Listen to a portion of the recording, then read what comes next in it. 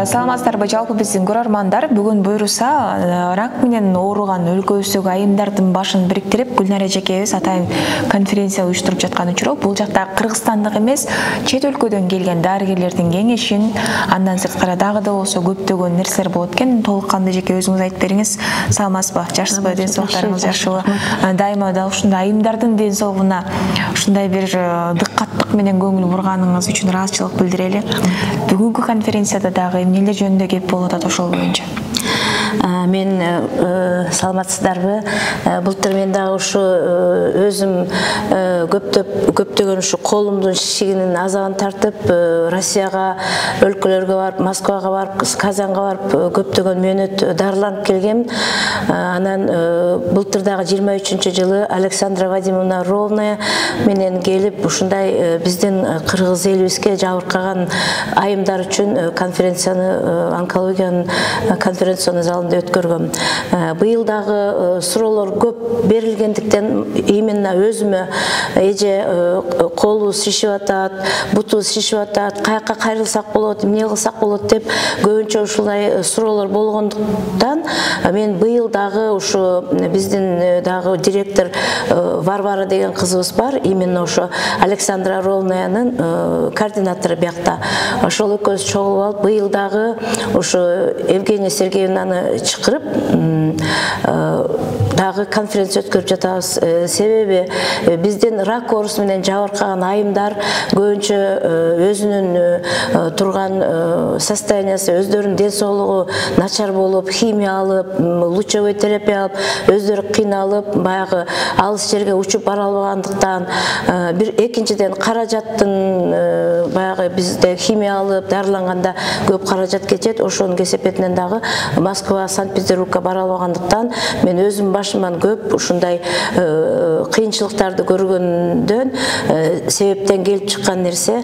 Ана мен ошо биздин жабыркаган айымдар үчүн ушу жакшы бир соопчулук иш кылайын деп ушундай чечип, ушундай конференцияларды өткөрүп жүрөм. Быйыл Кудайым буйруса ушу 2-жыл өткөрүп атам.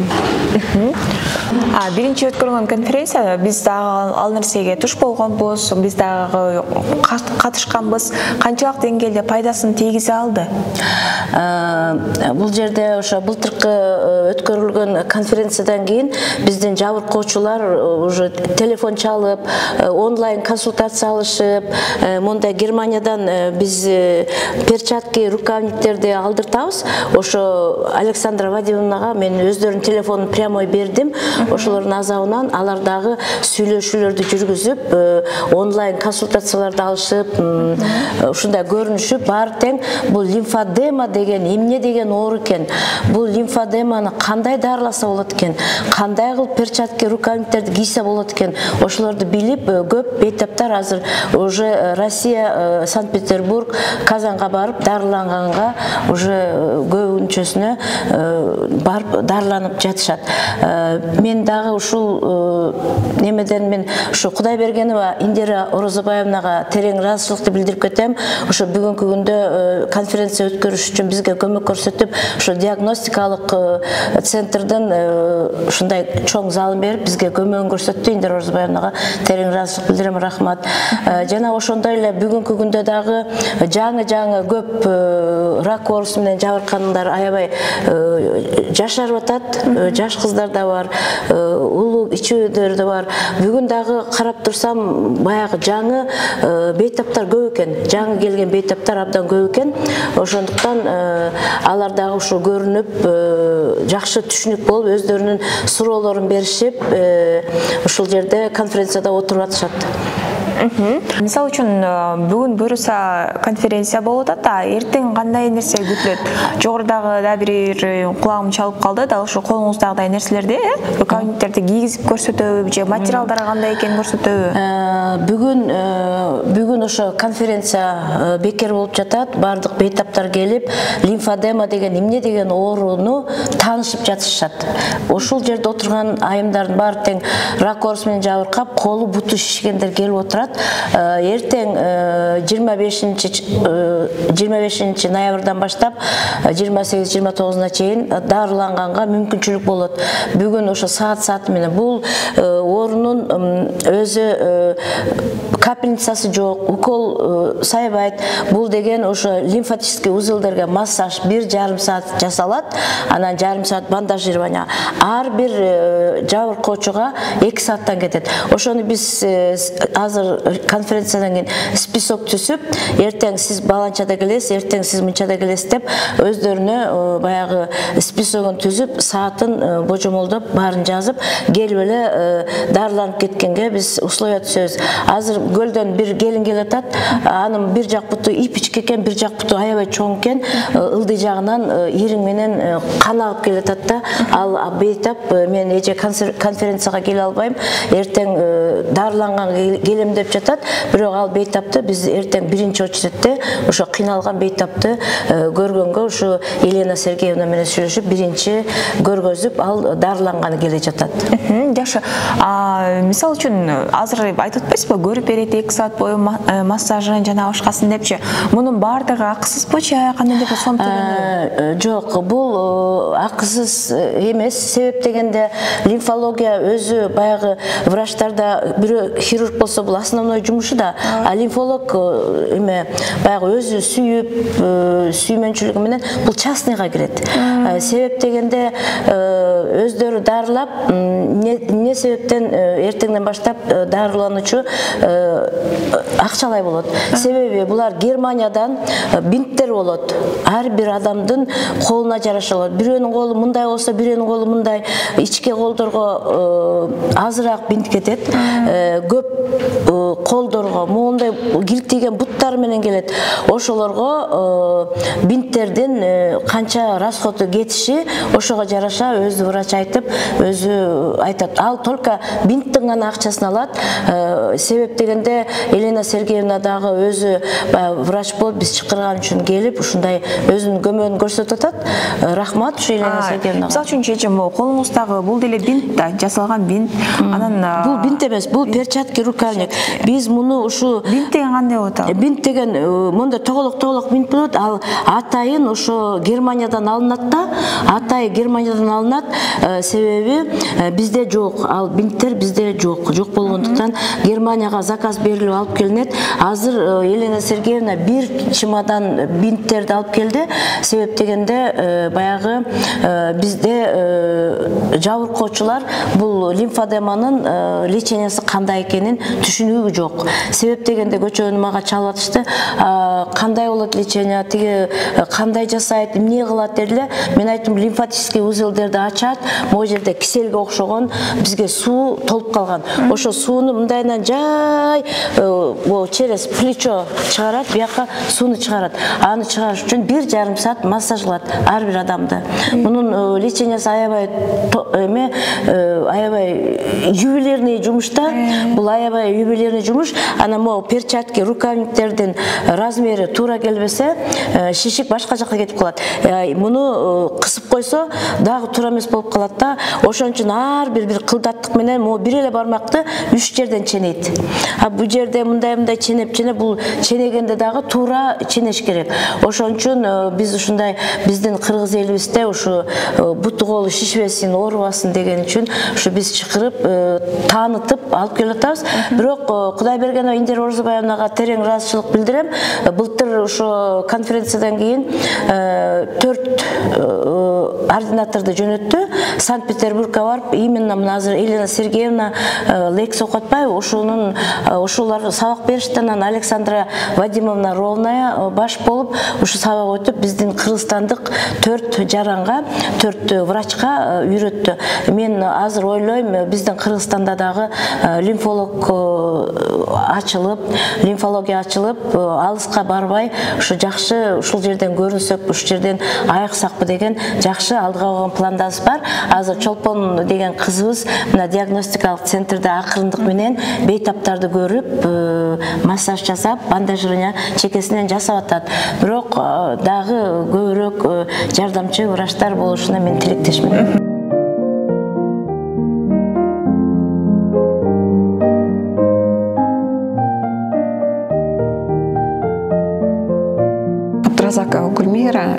жүйке ракка каршы коомдун жетекчиси. Анан биздин коомдун астында бейтап группа бар, курдаш деген. Ошо курдаш группанын негизинде биздин активдүү бир бейтапыбыз бар, Гүлнара Садыкбаева. Өзү кыякчы, рак молочной железы 4-чү стадия болуп, ушул маселени негизи аялдар көтөрдү. Эң биринчиден ошо Гүлнара эжекебиз көтөрдү.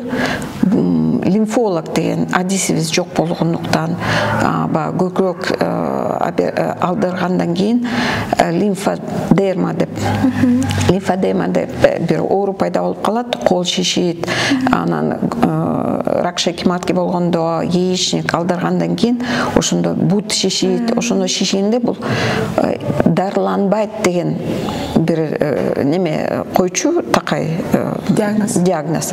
А негизи дарыланбаса дагы мындай соответствие бутту колду келтиргенде ошо лимфолог деген адис кылмак. Бизде ал жоктугунан ошо эжекелерибиз көп жылдан бери өзүлөрү ошо кыйынчылык менен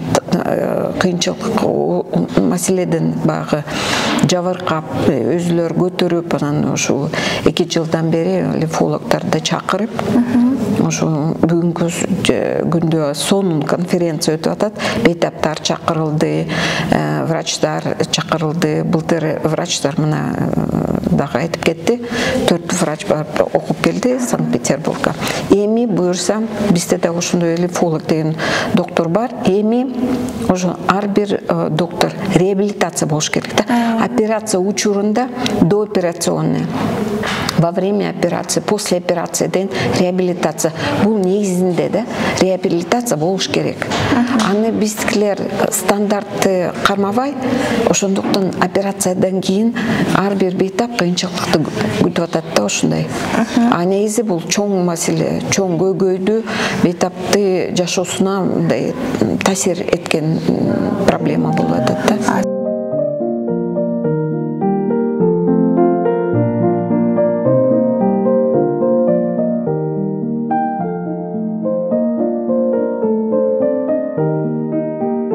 Мен Мавлян кызы Чолпон, мен лимфолог, онколог-лимфолог. Бүгүнкү конференциянын темасы лимфодема боюнча.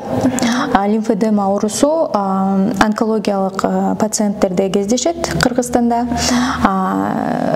Сүт бези алынгандан кийин адамдардын колу шишип баштайт, аялдардын. Ошонун лечениясы боюнча конференция. Негизи эле дал ушул оору менен ооругандар азыркы учурда көппү, канчалык деңгээлде дарыгерлер айтып бере аласыз? Эмнеден уламага кабыл атышат? Негизи мурдакыга салыштырмалуу статистика боюнча азыр онкология оорулары көбөйүүдө. Доброкачественный оорулардагы, злокачественный дагы. Злокачественный болгондо сүт бези алынат, удаление молочной железы, ага кошулуп лимфатический узелдер алынат. Ошол себептен кол шишип баштайт. Кездешкени мурункуга караганда албетте көп. Алардын пайда болушу эмнеден? Мисалы үчүн сүт безин алып койгондор бул пластикалык операция жасагандарда алып коет деп угуп калгам да, ошондон улам дагы рак пайда болушу мүмкүнбү? Пластикалык операция жасалганда ал жака силикон коюлат. Силикондун составы жакшы текшерилинет. Организмге зыяны жок силикон коюлат. Эгер туура коюлса, онкология пайда болбойт. Негизи онкологический оорулардын пайда болгонунун себеби менин оюмча азыркы биздин тамак аштардын составында зыяндуу нерселер көп. Андан сырткары стресс, депрессия дагы алып келиши мүмкүнбү? Ооба, албетте. Эмне үчүн айымдар көбүнчөсү дагы ушул ооруга кабылып атат деп ойлойсуз, жеке оюңуз дарыгер катары? Негизи онкологияда репродуктивная системаныкы мурдатан эле көп кездешет. Бияка молочная железа менен репродуктивный органы, яичники, матка, шейка матки кирет. Сүт бездеринин рактын көбөйүшү башка органдарда көбөйгөндөй эле ошондой эле молочная железа также көбөйөт. И мурункуга салыштырмалуу аялдар азыр гормондорду көп ичишет, кокки деп коет. Ошодон дагы рак пайда болот эмчекте. Туура эмес колдонгондон. С целью, чтобы не было застоя отека, потому что если будет застаиваться жидкость отечная, это будет, так называемая питательная среда хорошая для инфекции. Вот, поэтому эти компоненты, они составляют профилактику множественного воспаления. Ну и, конечно же, если есть кожа должна быть увлажненная, эластичная, не пересушенная, чтобы не было ворот для инфекции, так как возбудитель множественного воспаления стрептококк у нас у всех на коже живет. Да, риски как бы есть. Вот, мне, видимо, отека главное дело. Вот, белки решать ей, а помочь, да? Келіңіздер, мен жақынан таныш алалы, өзіңізді бір сірі таныстырып кетсеңіз. Уморова Дамира Алиевна, Қырғызстанның Аялдар альянсы қоғамдық фондының жетекшісі. Бұл конференциядан сіздерді дағы көріп отырсыз. Қандайдыр бір ордыңыздар бар бо же біргелікте иш алып барасыздар бы? Қырғызстанның Аялдар альянсы қоғамдық фонду 7 ұйымдың башын біріктіріп иш алып барабыз. Ошонун ичинде денсаулык багыты боюнча биз вместе против рака. Бүгүнкү күндө ушул конференцияны уюштуруп жаткан Гүлнар Айым ошол коомдун мүчөсү. Бүгүнкү конференциянын негизги багыттарынын бири бул ошол диагнозго кабыл болгон биздин айымдарга маалымат таркатуу, анан эртең бүрсүгүнкү программада ошол диагноз менен болгон айымдарыбызды кабыл алуу багыты болуп турат. А негизи эле дал ушундай өткөрүлгөн конференциялардын көпчүлүгү пайда алып келеби? Пайда алышабы келген кишилер? Азыр карап турсак, ичинде азыраак экен, Ну, бул эми кичинекей жана жогоруда айтылып өттү, кичинекей маалыматтын кечирээк таркагандыгына байланыштуу болуп калыптыр. Менин оюм боюнча мындай конференциялар көпчүлүк учурда бул ооруга биринчи дуушар болгон айым биринчиден эле баягы ар бир эле адам баласына тааныш болгон сезим бул коркуу сезими, тааныш эмес бир чөйрөгө бир туш келгендеги сезим болот да. Анан мындай конференциялардын эң бир жакшы багыттарынын бири менин оюмча ошол баягы орусча айтканда информирован, вооружен дегендей эле да маалымат алуу бул өтө азыркы бүгүнкү күндөгү негизги багыттардын бири. Ошону баягы өзүнүн башынан өткөрүп, өзүнүн ушундай ооруга дуушар болгон айымдардын уюштуруп жаткандыгы, өзүнүн башынан өткөн нерсени ошо коомчулук менен бөлүшүп жаткан биздин айымдарды мен бүгүнкү күндүн курман даткасы деп атамакмын. Анткени деген өзүнүн эле оорусу менен көйгөйү менен баягы өзү менен өзү боло бербестен ошол алган ооруга жолуккандан кийин өзүнүн алган баягы мындайча айтканда кандай десем тажрыйбасын ошону менен бөлүшүп, ошону менен туура багытта баягы лечение дарылоону баштоо үчүн негизги багыттардын бири ушундай конференциялар, ушундай жолугушуулар деп ойлойм. А негизи эле маалымат канчалык деңгээлде ушул ооруган адамдарга жеткиликтүү болуп жатат азыр? Анткени рак менен ооруп десе эле жашоодон үмүтүн үзүп койгон айымдар көп да. Эми бул деген чоң психологияда баягы биринчи алганда бул деген чоң бир мындай удар. Ошол ударды ким ар бир адам өзүнчө кабыл алат, ар бир адамдын өзүнүн аң сезими, өзүнүн чөйрөгү болгон мамилесине жараша болот да. Анан ошол мамилени туура кабыл алып, бул оору бүгүнкү күндө күндөн күнгө баягы жашарып жатканы, конечно, өкүндүрөт. Анткени деген мындай ооруну биз деген 50-60 жашка өткөн күндөн кийин гана мурун белгилүү болчу. Азыркы бүгүнкү күндө биз Кыргызстандын Аялдар альянсы коомдук фонду бул биринчи эле конференцияга катышып жаткан жокпуз. Бул жөнүндө Жогорку Кеңештин депутат айымдары менен биргеликте тегерек столдорду өткөрүп чоң талкуу болгон. Ошондо да ошол жерде катышып жаткан көпчүлүк айымдар катышышкан. Андан кийинки өздөрүнүн ой пикирин билдиргенде дагы ошол бүгүнкү уюштуруучулардын бири Гүлнар Айым катышып, активдүү катышып келип атат. Биринчилерден болуп ушул кишилердин өздөрүнүн ою боюнча бул өзүнчө бир дем берет да, өзүнчө бир туура багыт алууга бир мүмкүнчүлүк түзөт. Аны кабыл алуудагы, анан чечүү жолундагы издөөгө бир мүмкүнчүлүк деп эсептейм.